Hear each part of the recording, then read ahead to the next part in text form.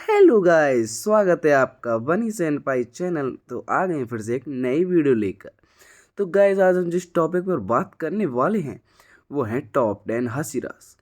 तो demon slayer crop में top 10 हसीरा हैं जिनकी हम आज बात करने वाले हैं। और हसीरास से ज़्यादा रैंक ऊपर किसी भी डीमन स्लेयर की नहीं होती। तो अब हम वीडियो शुरू करने से पहले सब्सक्राइब कर दीजिए चैनल को। तो चलिए, तो हमने जिनको टॉप 10 पर रखा है वो है ओरोको दाकिसा द वाटर हसीरा।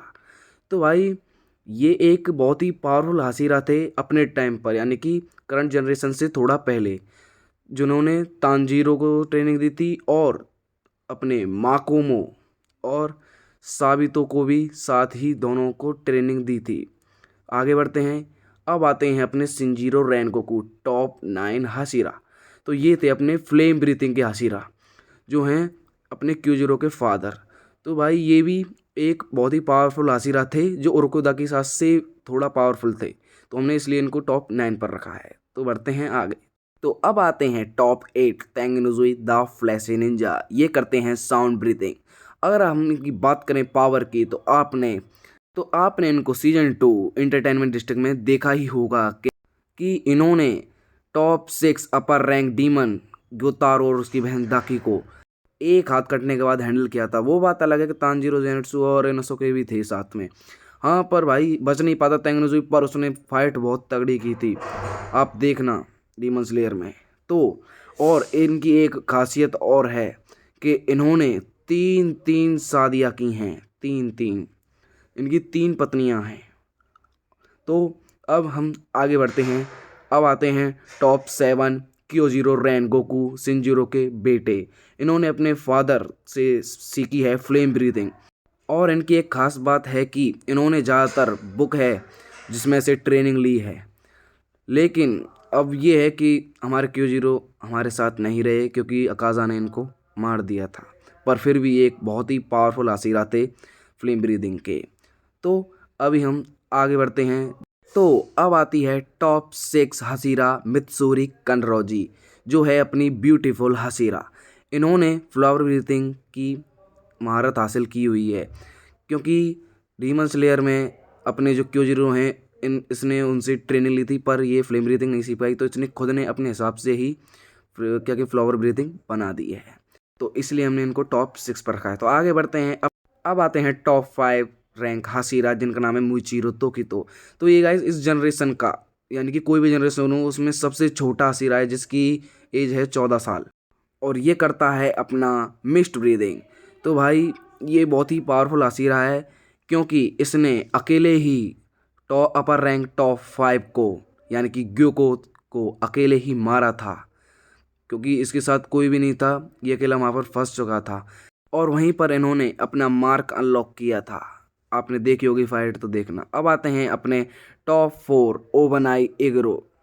तो ये अपने करते हैं सरपेंट ब्रीदिंग। तो भाई, सरपेंट ब्रीदिंग एक बहुत ही कमज़ोर ब्रीदिंग थी, पर और इस बंदे ने सरपेंट ब्रीदिंग को कुछ अलग ही लेवल पर पहुंचा के रखा है, इसलिए हमने इनको टॉप 4 पर रखा है। और इन्होंने अपने मुजान द किबुत्सुजी से, मांगा में अब देखना अभी आया नहीं है, अकेले 1v1 किया था, इसलिए हमने इनको टॉप 4 पर रखा है।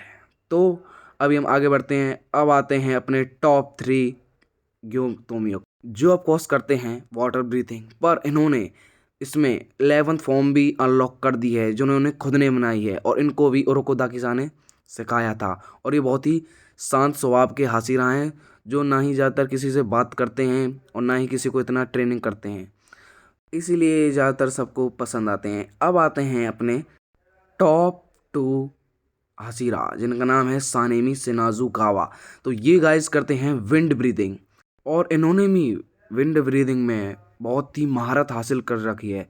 और ये जो अपनी इन्फिनिटी कासल आई है, उससे आगे जो मूवी आएगी, इन्होंने अपर रैंक फर्स्ट कोकोशेवो से मुइचिरो तोकितो और ग्योमी हिजिमाजे के साथ साथ मिलकर फाइट की है। तो अब आते हैं अपने मोस्ट वन ग्योमी हिमिजिमा द। तो ये है गाइस इस जनरेशन का सबसे पावरफुल हसीरा, जो करता है स्टोन ब्रीदिंग।